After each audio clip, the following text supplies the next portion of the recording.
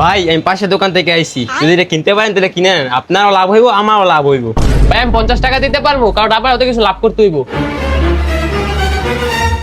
আচ্ছা ঠিক আছে ভাই। The next day. ভাই এগুলো কত দিবেন বলেন? এই সবগুলো আমি 100 টাকা দিতে পারবো। আচ্ছা ঠিক আছে দেন।